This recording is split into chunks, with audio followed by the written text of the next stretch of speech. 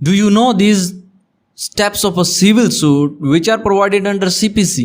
क्या आप जानते हैं कि एक सिविल सूट को हियर करने का प्रोसीजर क्या है, उसके स्टेप्स क्या हैं, किन किन स्टेप्स को उस सिविल सूट को हियर करने के दौरान फॉलो किया जाता है।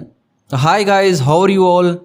आज इस वीडियो के अंदर हम उन सभी स्टेप्स या हम कहें प्रोसीडिंग्स जिसके अंदर वेरियस स्टेप्स को जो कि CPC के द्वारा प्रोवाइड किए गए हैं उनको कोर्ट फॉलो करती है उस सिविल सूट को हियर करने के दौरान, और किस तरह से CPC के जो ऑर्डर हैं या सेक्शंस हैं उस सिविल सूट के स्टेप्स को, जो वेरियस स्टेप्स हैं उनको डिफाइन करते हैं, या किस तरह से उन ऑर्डर या सेक्शंस के अकॉर्डिंग एक सिविल सूट है वो प्रोसीड होता है इन द कोर्ट। तो इन सभी स्टेप्स या स्टेजेस कह लें हम सिविल सूट की या प्रोसीडिंग कह लें, तो इन सभी के रिगार्डिंग आज इस वीडियो के अंदर हम डिस्कस करने वाले हैं। ये डिस्कशन बहुत ही इंटरेस्टिंग होने वाली है, तो वीडियो को एंड तक जरूर देखें ताकि आपको भी पता चले कि एक कोर्ट के अंदर किस तरह से एक सिविल सूट है वो प्रोसीड होता है, कौन से स्टेप के बाद में कौन सा स्टेप आता है, किस प्रोसीडिंग के बाद में कौन सी प्रोसीडिंग होती है। तो वो सभी चीज़ें आपको CPC के ऑर्डर के अकॉर्डिंग इस वीडियो में देखने को मिलेगी। तो चलिए इसको डिटेल में डिस्कस करते हैं। तो सबसे पहले हम जान लेते हैं कि एक सिविल सूट को फाइल क्यों किया जाता है या वो क्यों फाइल होता है कोर्ट के अंदर। तो जाहिर सी बात है कि वहाँ पर किसी व्यक्ति को अपना कोई क्लेम है वो कोर्ट के द्वारा इन्फोर्स करवाना होगा।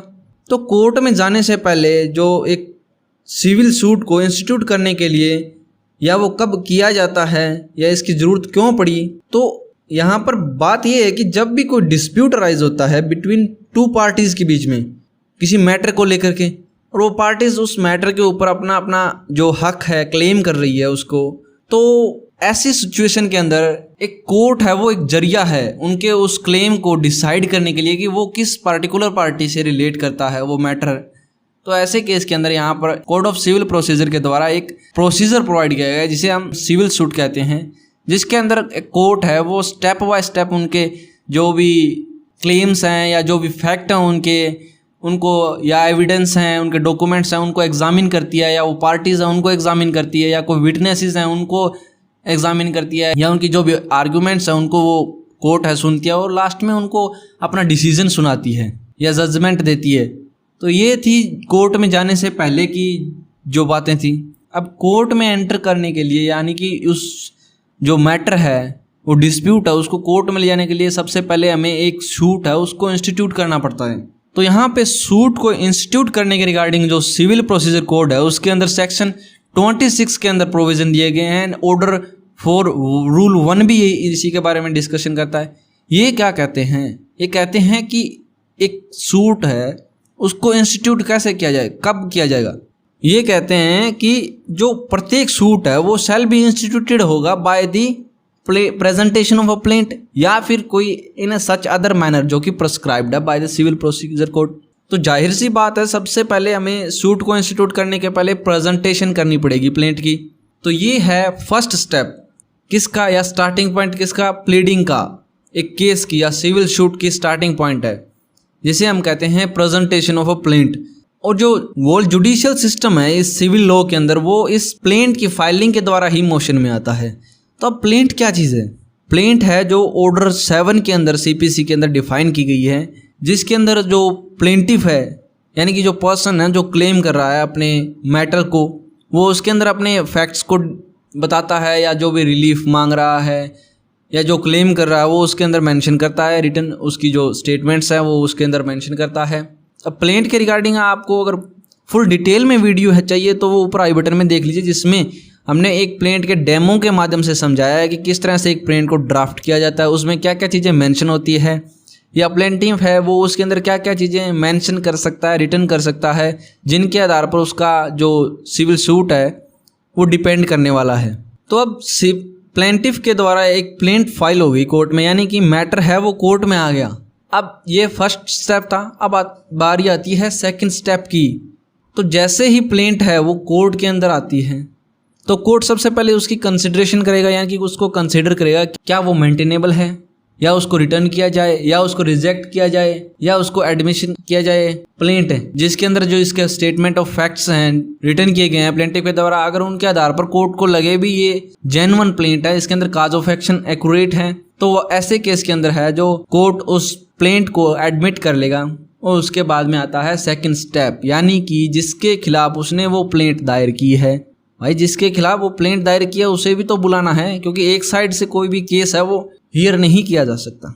तो अब प्लेंटिफ ने जिसका नाम उस प्लेंट के अंदर एज ए डिफेंडेंट मेंशन किया है उसको बुलाना। तो उसको किस तरीके से बुलाएंगे, वो है समनिंग के थ्रू, यानी कि ये सेकंड स्टेज है इश्यूएंस ऑफ समन, यानी कि notice of the suit to the defendant. Defendant को अब नोटिस या समन भेजा जाएगा, वो कौन से सेक्शन के according, section 27 and order 5 rule 1। ये दोनों क्या कहते हैं कि जैसे ही एक सिविल सूट है वो इंस्टीट्यूट होता है तो एक समन है वो इशू किया जाएगा, किसको, टू द डिफेंडेंट को। किस लिए, टू अपीयर होने के लिए, और वो जो क्लेम है प्लेंटिफ के द्वारा अपने प्लेंट में मेंशन किए गए उनका रिप्लाई देने के लिए। समन क्या है, समन हम इसको एक जरिया कह सकते हैं, एक इंस्ट्रूमेंट कह सकते हैं, जो कि कोर्ट के द्वारा यूज़ किया जाता है। किस लिए, एक पर्सन को बुलाने के लिए, यानी कि डिफेंडेंट को बुलाने के लिए, या उसको इन्फॉर्म करने के लिए भी उस तेरे खिलाफ एक सिविल प्रोसीडिंग है वो शुरू हो चुकी है और तू कोर्ट के अंदर प्रेजेंट होकर अपने डिफेंस है वो प्रेजेंट कर। तो यहाँ पर सम्मन के रिगार्डिंग जो ऑर्डर 5 है वो क्या कहता है कि सम्मन को किस तरह से ड्राफ्ट करना है, उसके अंदर क्या क्या चीज़ें मेंशन करनी है, या सम्मन की सर्विस किस तरह से की जाए। तो इसके लिए एक सेपरेट वीडियो होगी जो कि इन फ्यूचर आपको इस चैनल पे मिल जाएगी। अब कोर्ट ने सम्मन तो इशू कर दिया, लेकिन यहाँ पे 2 सिचुएशन अराइज होती हैं। वो कौन कौन सी हैं, एक सिचुएशन तो ये है कि सम्मन सर्व्ड हो चुके हैं, और सेकंड सिचुएशन क्या है कि सम्मन सर्व नहीं हुए। अब सम्मन सर्व्ड नहीं हुए तो ऐसे केस में क्या होगा कि दोबारा से फिर से सेकंड सम्मन भेजे जाएंगे डिफेंडेंट को और उनको सर्व करने के लिए कहा जाएगा। और सेकंड सम्मन का जो प्रोसीजर है वो ऑर्डर 5 के अंदर मेंशन है, उसको हम आगे कभी डिस्कस करेंगे। तो अब बात करते हैं जहाँ पर सम्मन सर्व्ड हो गया, यानी कि डिफेंडेंट को पता चल गया कि एक सिविल सूट है वो तेरे खिलाफ फाइल हुआ है, एक सिविल प्रोसीडिंग कोर्ट में तेरे खिलाफ चल रही है। तो उस सम्मन के अंदर जो डेट फिक्स की गई होती है उसको अपीयरेंस के लिए, तो ऐसे केस में फिर से 2 सिचुएशन अराइज होंगी। वो क्या है, एक तो डिफेंडेंट अपीयर होता है और दूसरी क्या है, डिफेंडेंट अपीयर नहीं होता। तो अब पहले हम डिफेंडेंट अपीयर नहीं होता वो जान लेते हैं। तो क्या होगा, तो अगर डिफेंडेंट अपीयर नहीं होता तो शूट है वो कोर्ट के द्वारा किस तरह से प्रोसीड किया जाएगा, वो हमारा ऑर्डर 9 रूल 6 सब रूल 1 क्लोज ए क्या कहता है कि अगर ये अप्रूव हो जाता है कि सम्मन है वो ड्यूली सर्व्ड हो चुका है और डिफेंडेंट अपीयर नहीं हुआ, तो कोर्ट वहाँ पर ऐसे केस के अंदर एक ऑर्डर कर सकती है कि शूट है वो बी हियर्ड एक्स पार्टी, यानी कि शूट को एक्स पार्टी हियर किया जाना चाहिए। एक्स पार्टी की जो डिटेल स्टडी है वो किसी अनदर वीडियो के अंदर हम प्रेजेंट करेंगे। अभी इसका नेक्स्ट स्टेप जान लेते हैं पहले। अब जो पहली सिचुएशन है वो देखते हैं कि डिफेंडेंट अपीयर हुआ है। तो डिफेंडेंट जब अपीयर हो गया विद इन जो टाइम लिमिट थी उसके अंदर, तो उससे क्या रिक्वायर किया जाता है कि डिफेंडेंट को has to file return statement, यानी कि अपना रिप्लाई इन डिफेंस के अंदर विद इन 30 डेज के अंदर अंदर उसको कोर्ट के अंदर फाइल करना पड़ेगा। ये हमारे ऑर्डर 8 रूल 1 के अंदर मेंशन है जिसमें 30 डेज का टाइम है। लेकिन यहाँ पे एक प्रोविज़ो भी है कि जहाँ पर अगर डिफेंडेंट है वो फेल हो जाए 30 डेज के अंदर अंदर उस रिटर्न स्टेटमेंट को फाइल करने में, तो ऐसे केस में कोर्ट है उसको अलाउ कर सकती है किसी अदर डे के ऊपर वो रिटर्न स्टेटमेंट फाइल करने के लिए, और उसका रिकॉर्ड करेगी क्या, रीज़न। बट वो जो टाइम है या जो डे है वो 90 डेज से ज़्यादा नहीं होगा। कहाँ से, सर्विस ऑफ सम्मन से। तो अब नेक्स्ट स्टेप क्या है, नेक्स्ट स्टेप जो है प्लेंटिफ के लिए।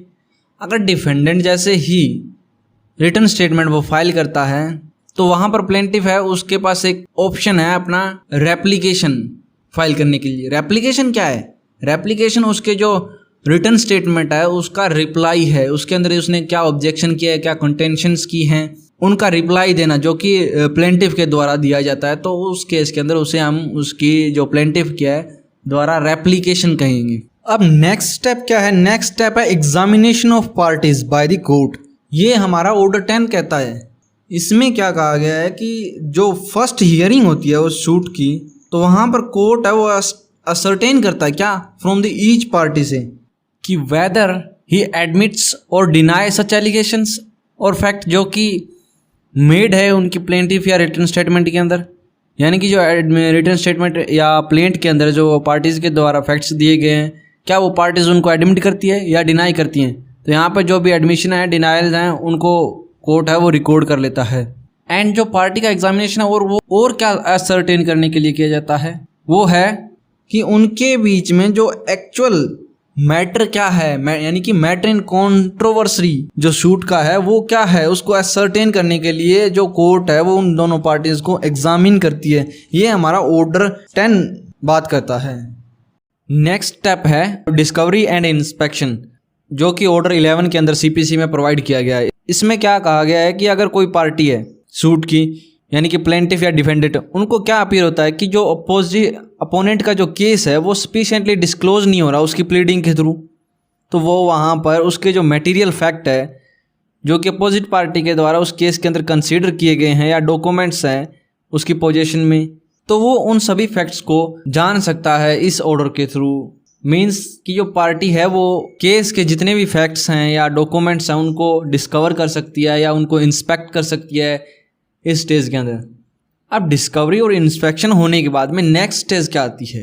नेक्स्ट स्टेज आती है एडमिशंस, जो कि ऑर्डर 12 के अंदर प्रोवाइड किए गए हैं। अब एडमिशंस क्या है? एडमिशन मीन्स कि जो फैक्ट्स हैं जो कि एक पार्टी ने एडमिट कर लिए हैं उनको, यानी कि वो उस पार्टीज के एडमिशन हो गया। अब इनको एडमिशंस को प्रूव करने की कोई आगे नेसेसिटी नहीं होती, कोर्ट है जो इन एडमिशन के आधार पर भी जजमेंट दे सकती है। अब बारी आती है एडमिशन के बाद के नेक्स्ट स्टेप की, यानी कि एडमिशंस होने के बाद में दोनों पार्टीज के द्वारा किन्हीं फैक्ट्स के या किन्हीं डॉक्यूमेंट्स के। अब नेक्स्ट स्टेज क्या है? प्रोडक्शन ऑफ डॉक्यूमेंट, जो कि हमारे ऑर्डर 13 के अंदर प्रोवाइड की गई है।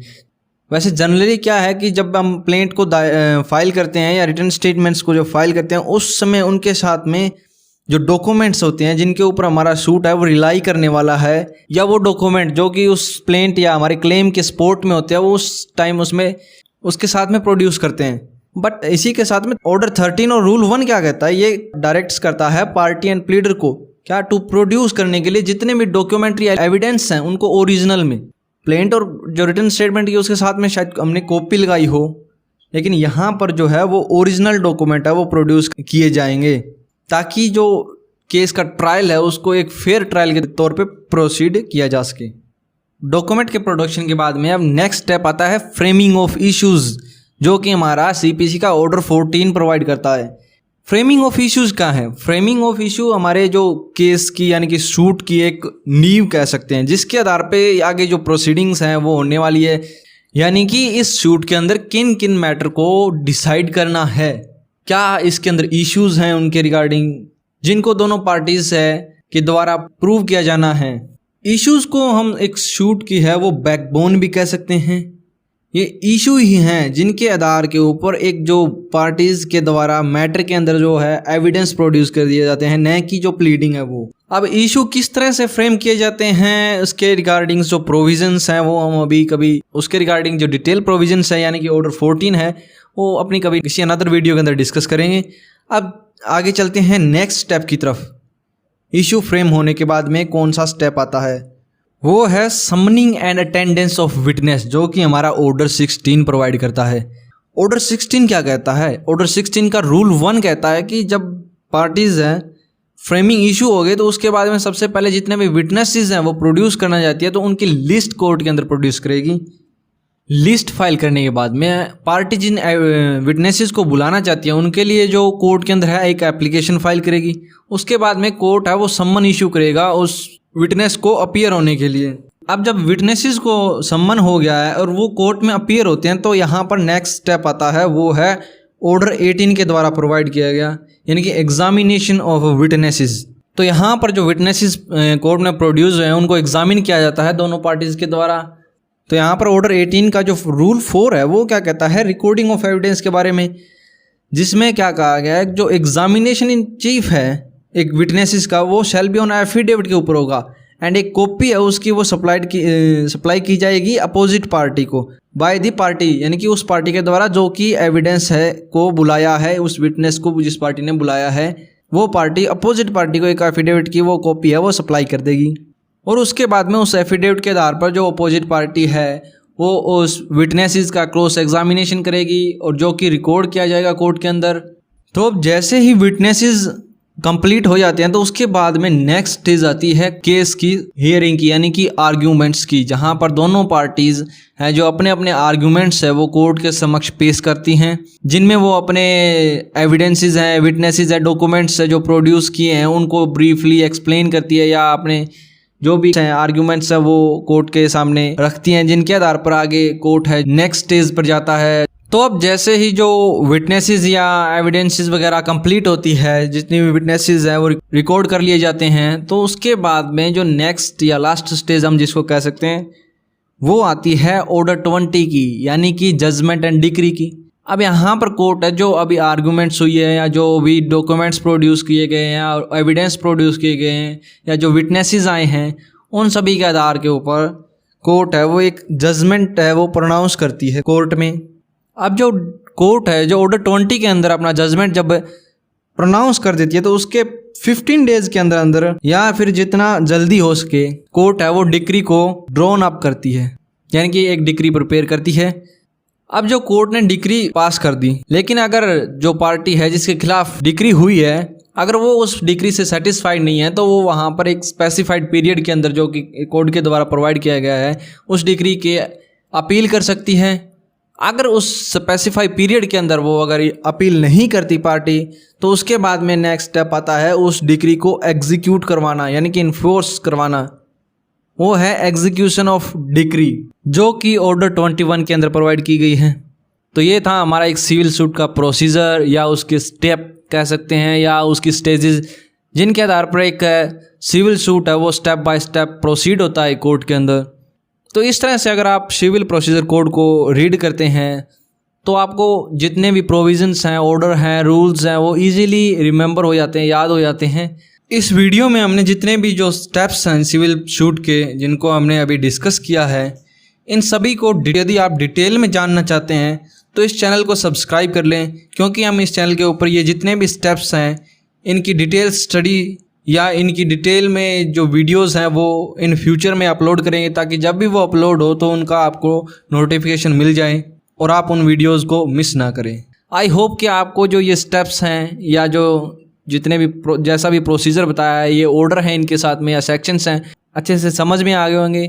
अगर आपको ये वीडियो अच्छी लगी तो इसे लाइक करें, और अगर आप चाहते हैं कि ये नॉलेज है जो अपने दोस्तों के साथ शेयर होनी चाहिए तो इसे उनके साथ में शेयर करें और इस चैनल को सब्सक्राइब कर लें ऐसी ही और इंटरेस्टिंग वीडियो पाने के लिए, और न्यू वीडियोस का अपडेट पाने के लिए नोटिफिकेशन बेल को दबा लें, ताकि जब भी नई वीडियो अपलोड हो तो उसका नोटिफिकेशन आपको मिल जाए और आप कोई भी वीडियो मिस ना करें।